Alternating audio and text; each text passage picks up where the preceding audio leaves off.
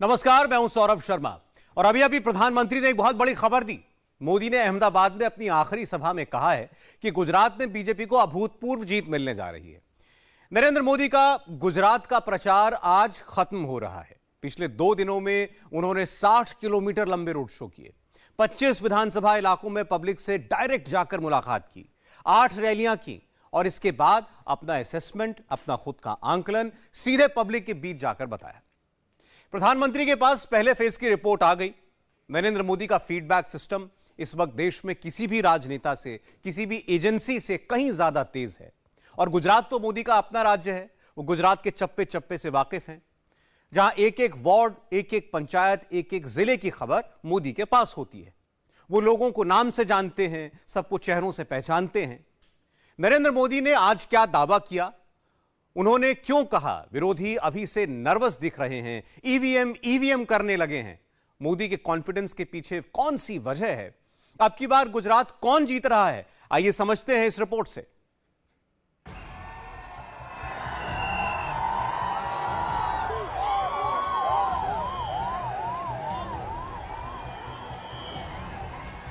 Round 1 में मोदी की लहर। क्या राउंड 2 में बीजेपी ही बर पाएगी सियासी कहर? मोदी के पास 89 सीटों की क्या रिपोर्ट है? 93 सीटों के लिए मोदी के पास कौन सी स्ट्रेटजी है? 2 दिन में मोदी ने कितना जोड़ा? कितने वोटर्स ने मोदी के विरोधियों का हाथ छोड़ा? पब्लिक का सेंटिमेंट मोदी के ही फेवर में है या मूड कुछ और ही है? पहले चरण में सिर्फ 63% की वोटिंग के बावजूद क्या मोदी का स्ट्राइक रेट 100% है? फर्स्ट फेज के चुनाव के बाद गुजरात केम छो है। मोदी ने हर जगह फोन घुमा लिया है। कच्छ, सौराष्ट्र, दक्षिण गुजरात का मूड भांप लिया है। नेक्स्ट राउंड का हिंट अभी से दे दिया है। पहला चरण में गुजरातनी जनताए भारतीय जनता पार्टीનો ડંકો વગાડી દીધો છે। ગઈકાલે અમદાવાદમાં જનસાગરના દર્શન કરીને રાત્રે રાજભવન પહોંચ્યો તો મેં કેટલાક લોકોને કચ્છ, સૌરાષ્ટ્ર, દક્ષિણ ગુજરાતમાં ફોન કર્યા। પહેલા ચરણમાં જ્યાં મતદાન થયું છે ભૂતકાળના બધા રેકોર્ડ તોડીને ભારતીય જનતા પાર્ટી વિજયી બનવાઈ છે। ભાઈઓ બહેનો, જ્યાં જઈએ ત્યાં એક જ સ્વર સંભળાય, એક જ વાત સંભળાય। લોકોના મુખેથી એક જ વાત નીકળે છે, ફિર એક બાર, ફિર એક બાર, ફિર એક બાર।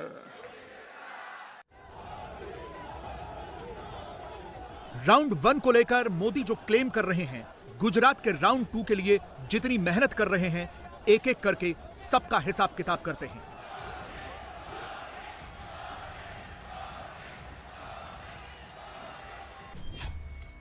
दूसरे चरण के लिए back to back second day Modi का मेगा शो हुआ। लोकेशन था बनासकांठा का कांकरेज, पाटन, आणंद जिले का सोजित्रा और अहमदाबाद। मोदी के शेड्यूल में ये 4 लोकेशंस यूं ही फिट नहीं किए गए। इनके पीछे एक सोची समझी रणनीति थी। 5 दिसंबर वाली फुल प्रूफ प्लानिंग थी। बनासकांठा के कांकरेज से मोदी ने एक साथ 9 सीटों का समीकरण सेट कर लिया। पाटन से 4 सीटों के वोटर्स को डायरेक्ट एड्रेस किया। सोजित्रा से आणंद जिले की 7 सीटों को अपने पाले में किया और अहमदाबाद में लगातार दूसरे दिन पब्लिक के बीच जाकर 21 विधानसभा सीटों पर बीजेपी के फेवर में माहौल बना दिया। 2017 में इन चारों जिलों की 41 सीटों में से बीजेपी ने 21 सीट जीती थी। कांग्रेस के खाते में 19, जबकि अदर्स के खाते में 1 सीट गई थी। तो क्या मोदी की मैराथन सभाओं के बाद फेज 2 की 93 में से इन 41 सीटों पर अब की बार 100% का स्ट्राइक रेट रहेगा? क्या कमल खिलेगा? अगर हां, तो वो कैसे होगा? मोदी के पास इसका भी समाधान है। इसीलिए उन्होंने गुजरात में दूसरे दिन रैली की शुरुआत कांकरेज के श्री ओगाटनाथ मंदिर से की। गुरुवार को मोदी के रोड शो से एक चीज क्लियर हो चुकी है। अब की बार गुजरात का वोटर मोदी के नाम पर इसलिए भी मुहर लगा रहा है क्योंकि मोदी ने सनातन धर्म को उसकी खोई हुई पहचान दिलाई है और प्रधानमंत्री बीच चुनाव ऐसे सांकेतिक दौरे करके इलेक्शन की दशा और दिशा बदलने में माहिर हैं। जनरेशन कोई भी हो, मोदी के कोर वोटर्स हों, यंग या फर्स्ट टाइम वोटर्स हों, बनासकांठा से लेकर पाटन तक पब्लिक का ओपिनियन आने लगा है। मोदी ने राउंड 2 का गेम ही चेंज कर दिया है। हाँ, मोदी साहब का काम भी बोलता है और नाम भी बोलता है, और नाम उसका ही बोलता है जिसका काम बोलता है। मोदी साहब की वजह से आज पूरा देश सुरक्षित है। ऐसे आदमी के दर्शन करना भी तो बड़ी बात है ना हमारे लिए। मोदी साहब के लिए हम आए। हमारे गुजरात के गर्व होना चाहिए। सब डेवलप कर दिया मोदी साहब ने। क्या डेवलप कर दिया? गुजरात कैसा बना दिया है, भारत कैसा बना दिया है, विश्व में भारत का डंका है। मोदी जी आते हैं, उसका असर चुनाव पे पड़ता है? हाँ, सब सवाल ही नहीं सर। मोदी साहब है तो मुमकिन है। क्या खास है पीएम साहब में जो आप यहाँ देखें?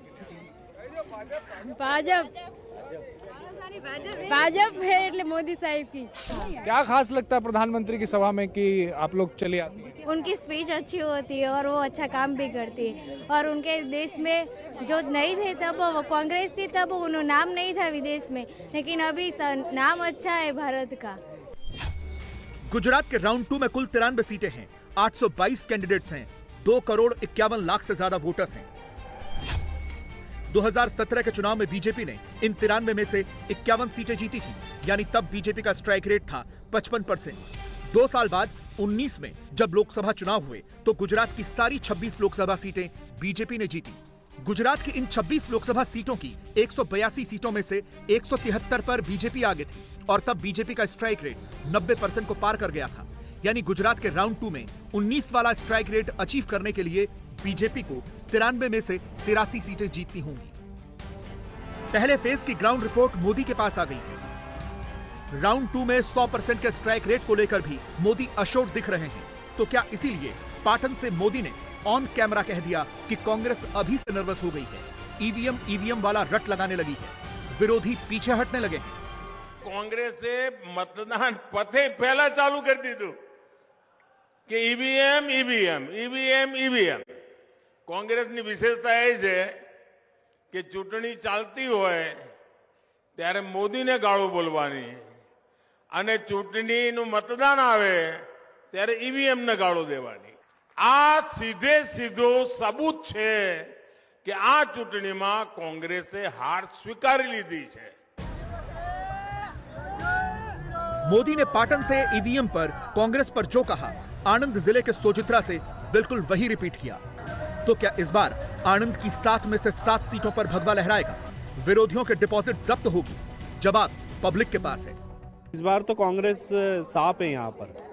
आनंद सीट, आनंद में पूरे जिले में 7 विधानसभा में पूरी 7 विधानसभा हम जीतेंगे। भाजपा अधिक से अधिक मतों से जीतेगी। अच्छा है। मोदी है तो मुमकिन है, बाकी कुछ नहीं मुमकिन है। विपक्ष वाले को तो कुछ ना कुछ सवाल चाहिए, बाकी मोदी और मोदी आएगा रहेगा और मोदी। असर पड़ेगा, बहुत असर पड़ेगा मोदी जी को यहाँ को आने से। कांग्रेस जाएगी इस साल। क्यों लगता है आपको? बस बीजेपी आने वाली है। क्यों लेकिन क्यों लगता बस इसका काम अच्छा है, लोग काम अच्छा है, काम सब देखता है, बीजेपी आने वाली है।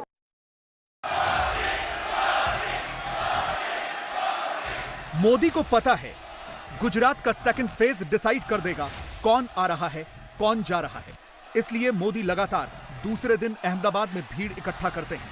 प्रधानमंत्री नरेंद्र मोदी किस प्रकार से अपनी गाड़ी में बैठे हुए हैं और उस गाड़ी से ही वेव करते हुए यहाँ से निकल रहे हैं। प्रधानमंत्री जहाँ जहाँ से गुजर रहे हैं, सड़कों पर लोग हैं। साथ ही आपको बता दूं कि अपने अपने घरों में, अपने अपनी खिड़कियों से, अपने छतों से भी लोग जो है वो उनका अभिवादन जो है वो कर रहे हैं और प्रधानमंत्री सबका अभिवादन स्वीकार करते हुए जा रहे हैं। आप जो शोर सुन रहे हैं, प्रधानमंत्री का काफिला जिस भी चौराहे से गुजर रहा है वहां लोग जो हैं वो मौजूद हैं। और सबसे बड़ी बात यही है कि ये कोई बीजेपी के कार्यकर्ता नहीं है, ये वो लोग हैं, ये वो वोटर्स हैं, ये वो प्रधानमंत्री के चाहने वाले हैं जिन्होंने पिछले 27 साल से भारतीय जनता पार्टी की सरकार जो है वो अनवरत गुजरात में बनाई है।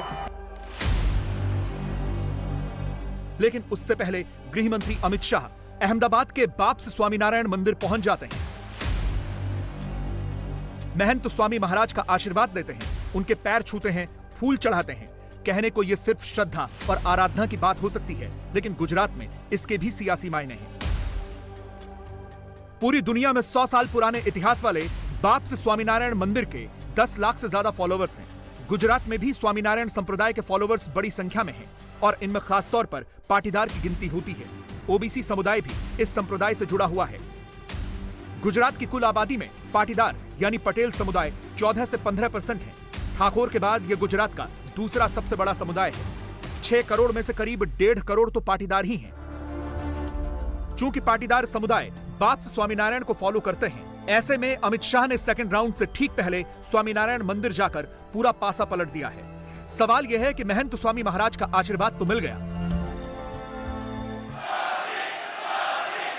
लेकिन क्या इस समुदाय को फॉलो करने वाले फॉलोअर्स दूसरे फेज में बीजेपी के साथ आएंगे? इस सवाल का जवाब कुछ आंकड़ों में छिपा है। दूसरे चरण में अहमदाबाद की 21 सीटों पर वोटिंग होनी है। 2017 में 21 में से 15 सीटें बीजेपी ने जीती थी। कांग्रेस के पास 6 सीट गई थी। पाटीदार आंदोलन की वजह से पिछली बार वोट बंटा था, बीजेपी को नुकसान हुआ था। इस बार क्या होगा? पटेल समुदाय गुजरात का एक प्रबुद्ध वर्ग है जो हिंदुत्व के कट्टर समर्थक माने जाते हैं, इसलिए हमेशा से बीजेपी के साथ रहे हैं। लेकिन 2015 के आंदोलन के बाद 2017 में बीजेपी को कुछ नुकसान झेलना पड़ा था। गुजरात में कम से कम 50 सीटें ऐसी हैं जहां पाटीदार वोटर्स 20% से ज्यादा हैं। 2017 में इन सीटों पर बीजेपी ने 28 और कांग्रेस ने 22 सीटें जीती थी, जबकि 2012 में इन्हीं सीटों पर बीजेपी ने 36 और कांग्रेस ने 14 सीटें जीती थी। यह बात सही है कि 2017 में पाटीदार समुदाय में कांग्रेस का वोट शेयर बढ़ा, लेकिन मेन पॉइंट यह है कि पाटीदार समुदाय खुद को कांग्रेस के साथ इसलिए नहीं जोड़ पाता क्योंकि वो हिंदुत्व के कट्टर समर्थक हैं और बीजेपी के लिए उनके दिल में सॉफ्ट कॉर्नर है। इस बार बीजेपी पटेलों का पूर्ण समर्थन चाहती है ताकि वो गुजरात में एक नया रिकॉर्ड बना पाए। चुनाव से ठीक 1 साल पहले पटेल मुख्यमंत्री बनाना हो या पटेलों की सबसे बड़ी आध्यात्मिक संस्था बाप्स के करीब दिखना हो, इन सबको पटेल समर्थन से जोड़कर देखा जा सकता है। इसीलिए राउंड 2 से ठीक पहले अमित शाह का स्वामीनारायण मंदिर जाना दूसरे चरण में बीजेपी के लिए गेम चेंजर हो सकता है। आप देखिए, उम्र की कोई सीमा नहीं है प्रधानमंत्री नरेंद्र मोदी के लिए, उन्हें देखने के लिए, और इसीलिए किसी भी वर्ग का शख्स क्यों ना हो, छोटे बच्चे क्यों ना हो, बुजुर्ग महिलाएं क्यों ना हो, सब यहाँ पर खड़ी हुई हैं और इंतजार कर रही हैं प्रधानमंत्री नरेंद्र मोदी का। मोदी मोदी मोदी मोदी मोदी। सोचिए, एक तरफ मोदी हैं जो राउंड 1 को लेकर भी सिक्योर हैं, राउंड 2 के लिए भी अभी से प्रिपेयर्ड हैं। मोदी ने लगातार दूसरे दिन रोड शो भी निकाला, भद्रकाली मंदिर में जाकर माथा भी टेका, दूसरे चरण के लिए आशीर्वाद भी मांगा। पब्लिक के बीचों बीच पहुंचकर 93 सीटों का मिजाज मोदी ने कैसे बदल डाला, इसकी ग्राउंड रिपोर्ट देखिए। प्रधानमंत्री का कॉन्वॉय जो है सौरभ, अब यहाँ पे अंदर एंटर हो चुका है। उनके कॉन्वॉय की जो इनिशियल गाड़ियां हैं वो यहाँ अंदर एंटर हो चुकी हैं और आप देख रहे होंगे कि ढोल नगाड़ों की आवाज़ें यहाँ पे शुरू हो गई। जो माहौल है सडनली जो एकदम शांत था, एकदम इलेक्ट्रीफाइंग हो गया है यहाँ पे। एकदम आप देखिए कि लोगों का उत्साह यहाँ पे आपको दिख रहा है और प्रधानमंत्री की गाड़ी यहाँ पे ठीक सामने आप देखेंगे अब एंटर होती हुई आपको नजर आएगी और लोग जो हैं, लोगों की तरफ अभी भी वो हाथ वेव करते हुए दिख रहे हैं। सामने आप देखिए प्रधानमंत्री की गाड़ी जो है वो यहाँ पे आ रही है और यहाँ मंदिर के द्वार पे आके सीधा रुकेगी प्रधानमंत्री की गाड़ी और वो यहाँ से उतर करके मंदिर दर्शन करने पहुँचेंगे।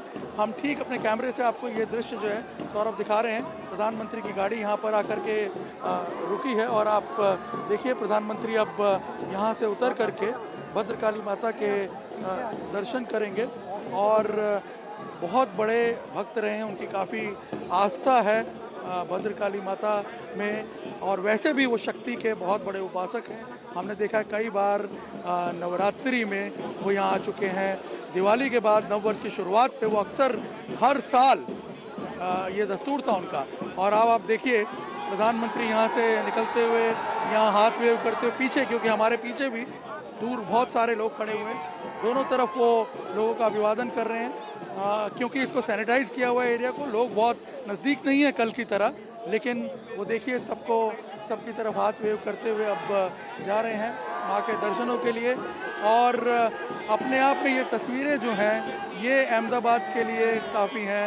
ये उनकी आस्था का जो यहाँ पे चित्रण दिख रहा है, ये अपने आप में अहमदाबाद के लोगों के साथ उन्हें रिलेट करने के लिए काफ़ी है। और आप देखिए अभी भी लोगों को वो नहीं भूल रहे हैं, लोगों को वो वेव करते हुए आप देख सकते हैं आगे जा रहे हैं। यहाँ आप माँ का जो मंदिर है उसमें वो एंटर होंगे, दर्शन करेंगे और उसके बाद फिर यहाँ पे दर्शन करके वो आगे रवाना होंगे। मोदी गर्व से कहते हैं कि मैं हिंदू हूँ, सनातनी हूँ। मोदी की बातों से, उनके व्यवहार से ये सब कुछ झलकता है और गुजरात के चुनावी सीजन में ये मोदी के कोर वोटर्स को पसंद भी आता है। गुजरात के राउंड 2 में मोदी कितने इंपॉर्टेंट फैक्टर हैं, इसका अंदाजा आप इन तस्वीरों को देखकर भी लगा सकते हैं। मोदी भद्रकाली मंदिर के भीतर थे और बाहर उनके मुस्लिम सपोर्टर्स थे। गुजरात के मुसलमानों के असली भाईजान मोदी ही हैं। तभी तो जब मोदी का काफिला जमालपुर खड़िया जैसे मुस्लिम डोमिनेटेड इलाके से गुजरता है, जिस इलाके में मोदी से थोड़ी ही दूरी पर बैरिस्टर ओवैसी खुद भी पैदल मार्च निकालते हैं, उस इलाके में भी भीड़ मोदी को ही देखने आती है, सुनने आती है। आप देखिए यहाँ पर प्रधानमंत्री का काफिला यहाँ पहुँच चुका और यहाँ पर जो लोग खड़े हैं वो हाथ हिलाकर जो है प्रधानमंत्री उनका अभिवादन कर रहे हैं। क्या नाम है आपका?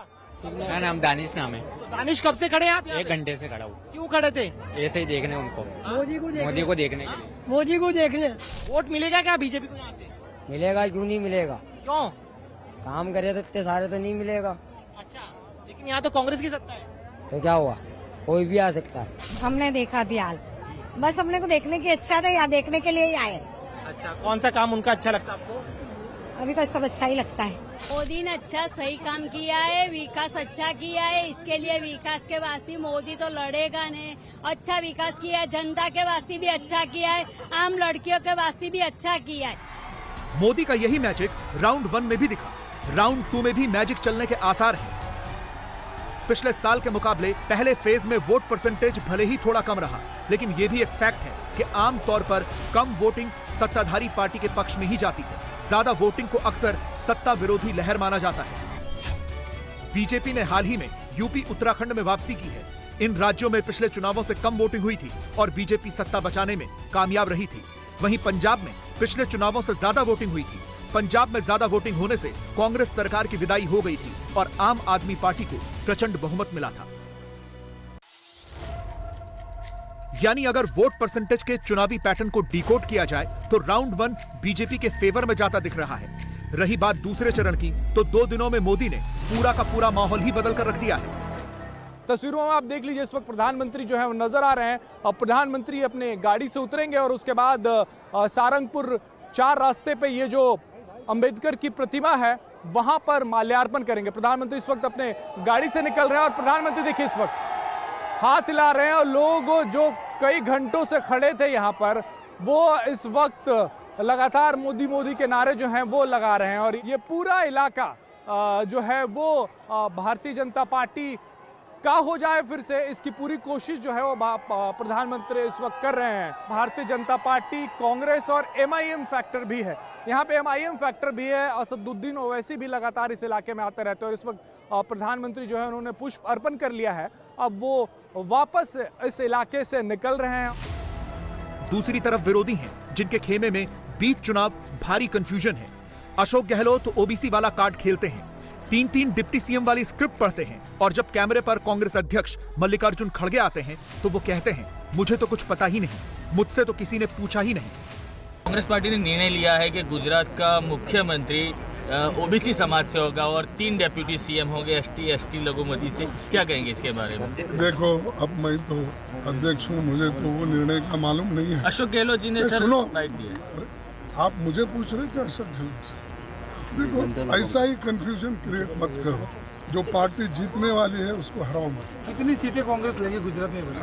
गुजरात में बहुमत आएगा, हमारी सरकार बनेगी। जिनसे पायलट साहब संभाले नहीं जाते वो गुजरात की चिंता छोड़ दें तो बेहतर है। चुनाव न सिर्फ भाजपा लड़ रही है बल्कि गुजरात की जनता भी मोदी के समर्थन में इस चुनाव में उतरी है। भारी कंफ्यूजन के बीच कांग्रेस की टॉप लीडरशिप न हाँ कह पा रही है, न किसी बात से इनकार कर पा रही है। दावे जरूर सरकार बनाने के किए जा रहे हैं, लेकिन फिलहाल राउंड 2 से पहले तो मोदी ही सड़कों पर नजर आ रहे हैं। विरोधी भागे भागे फिरते दिख रहे हैं। और आइए अब बात करते हैं रामपुर की, जहां पिछले 3 साल में 5वीं बार चुनाव होने वाला है। यह उपचुनाव है और यहां भी 5 तारीख को ही वोट पड़ेंगे। चुनाव भले ही छोटा हो, लेकिन यह पूरे देश में ट्रेंड हो रहा है, क्योंकि यहां सर्दी के इस मौसम में सियासत में बहुत गर्मी है। एक तरफ आजम खान है, जो रामपुर से 10 बार के विधायक हैं।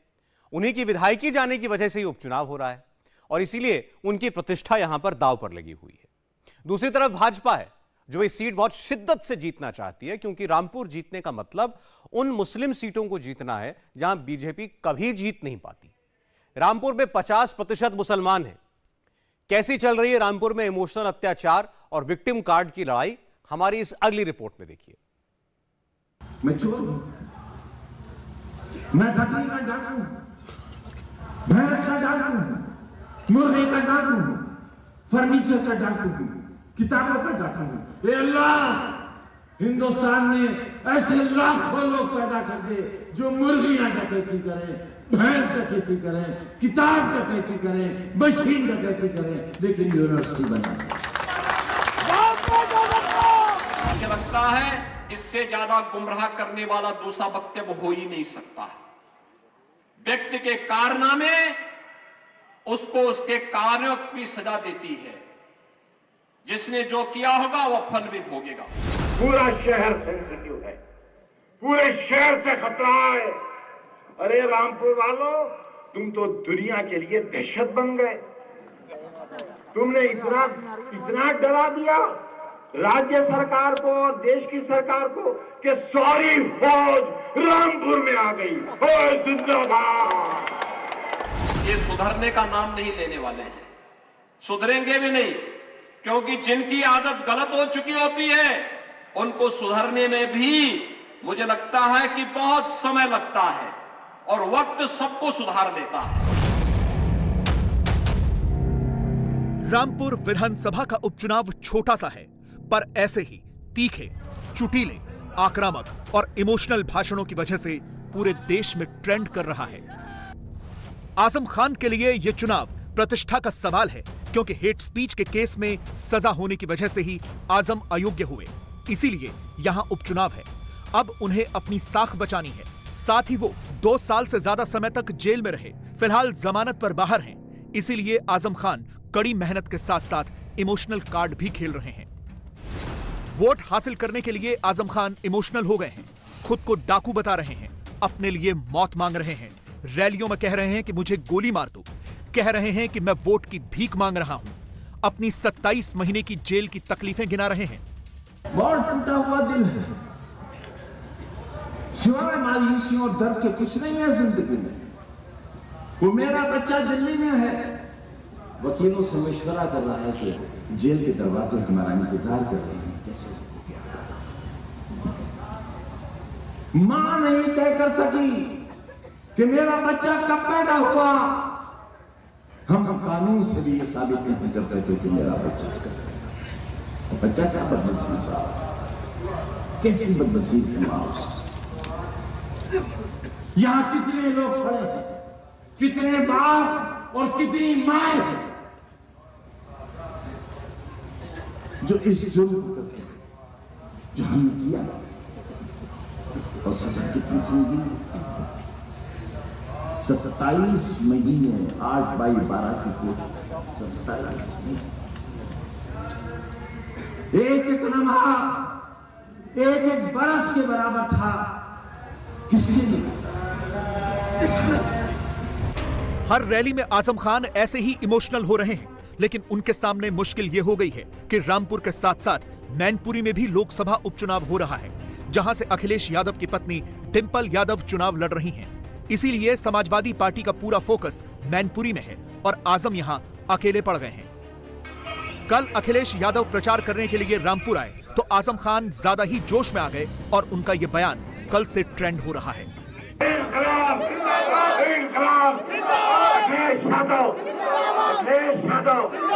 अखिलेश यादव, चंद्रशेखर आजाद, देश के जवान, एसपी साहब, सीओ साहब जिंदाबाद, पुलिस वालों जिंदाबाद, तुम्हारे झंडे जिंदाबाद। ये बात जाहिर है कि आजम खान पुलिस वालों की जय जयकार तंज में कर रहे थे, लेकिन इस बयान का बैकग्राउंड जानना भी जरूरी है। इसी मंच पर अपने भाषण के दौरान आजम खान ने खुद पर हुए जुल्मों के बहाने पुलिस वालों को खूब बुरा भला कहा। इतना अच्छा लग रहा है, ये वजीर आला की हैसियत में आते थे तो 10 से 15 वर्दियां नजर आती थी और नजर नहीं आती थी। अल्हम्दुलिल्लाह आज तुम कम हो और वर्दियां ज्यादा हैं।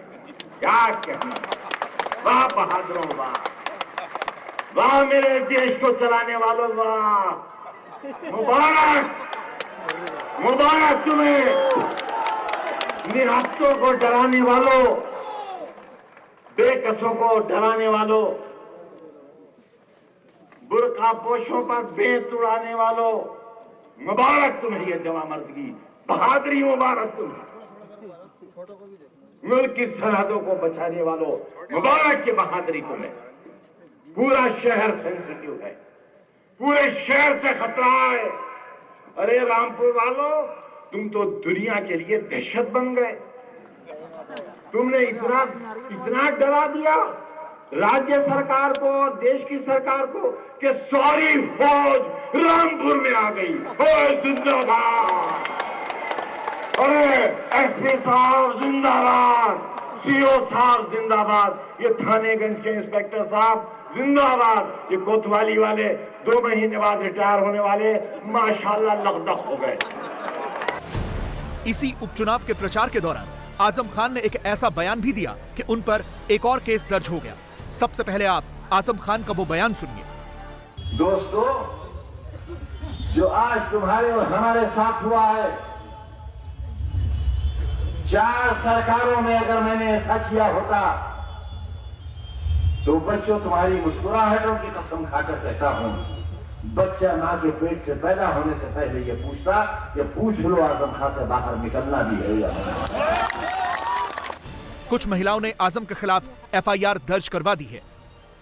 इनका भाषण बहुत बुरा लगा। किसका? मोहम्मद आजम खान का। क्या भाषण दिया था? उन्होंने भाषण दिया कि हमसे अगर बच्चे हुए तो हमसे पूछ के कर दे। ये बताइए फिर क्या हुआ? तो ये बात इनको करना अच्छी लाजमी देती है।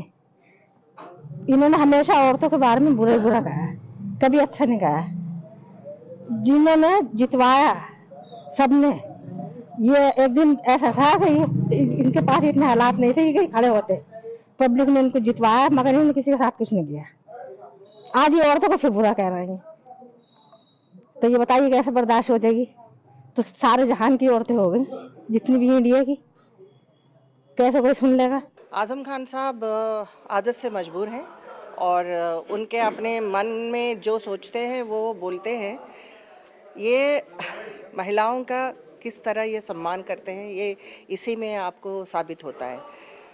महिलाएं, बहुत सम्मान की बात है, महिलाओं को सम्मान करना चाहिए। आजम खान साहब के उस संस्कार नहीं है, क्योंकि आजम खान हमेशा महिलाओं को देखने के बाद महिलाओं के उनके बारे में टिप्पणी करना उनको आदत है।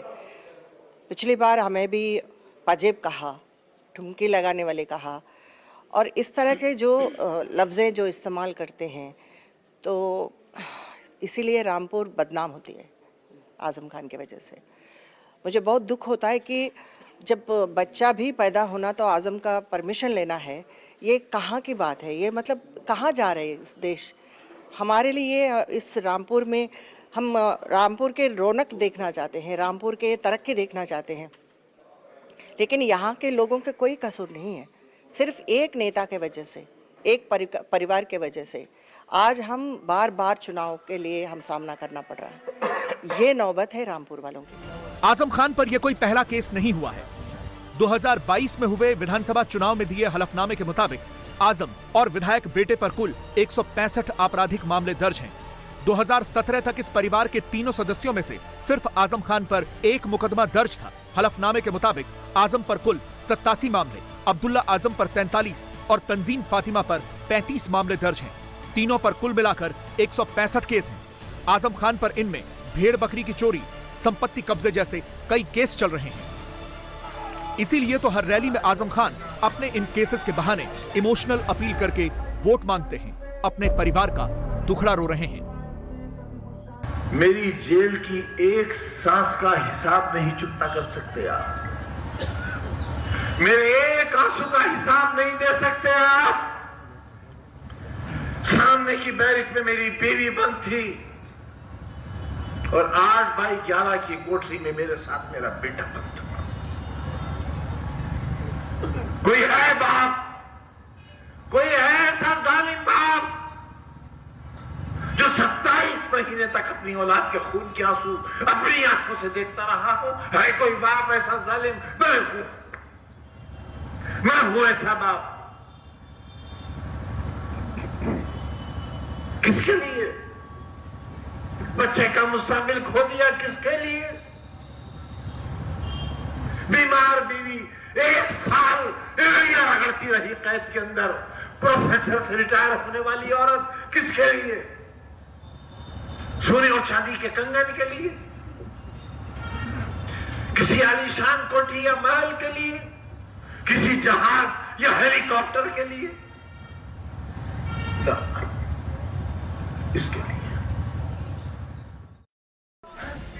रामपुर की हर रैली में आजम खान ऐसे ही इमोशनल अपील कर रहे हैं, पर सवाल यह है कि पिछले 3 साल में रामपुर में यह 5वां चुनाव क्यों हो रहा है? इसका जवाब भी खुद आजम खान ही है। 2019 में लोकसभा चुनाव हुआ तो आजम खान विधायक थे, सांसद बने। विधानसभा से इस्तीफा दिया तो फिर उपचुनाव हुआ जिसमें उनकी पत्नी डॉक्टर तंजीम जीती। 2022 में आजम खान ने सांसद रहते हुए फिर से चुनाव लड़ा, विधायक बने।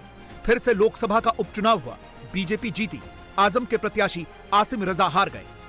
आजम खान की विधायकी गई तो फिर उपचुनाव हो रहा है और टिकट फिर से आसिम रजा को मिला है।